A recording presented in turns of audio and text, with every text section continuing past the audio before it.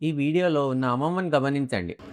చందమామ నిండు బృందావని నవ్విన రోజు తొలి వలపులు చిలికిన రోజు కుల దైవం పలికిన రోజు.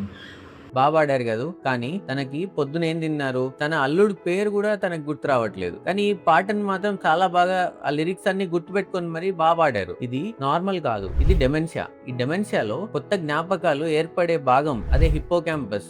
అది ఫస్ట్ దెబ్బతింటుంది. దానివల్ల కొత్త కొత్త మెమరీస్ అన్ని రికార్డ్ అవ్వడం ఆగిపోతాయి. అదే ఎప్పుడో రికార్డ్ అయిన పాత మెమరీస్ అన్ని పెద్ద మెదడు అంటే నియోకార్టెక్స్ పైన మెదడులో పదిలంగా స్టోర్ అవుతాయి కాబట్టి అవి మాత్రం గుర్తుంటాయి. అందుకే తనకి రీసెంట్‌గా జరిగింది గాకుండా ఎప్పుడో పాడిన పాట ఆ లిరిక్స్ అన్నీ బానే గుర్తున్నాయి. సో, పాత జ్ఞాపకాలు నాటుకుపోతాయంటారు గదా! అది ఇదే. Stay healthy, stay Anand.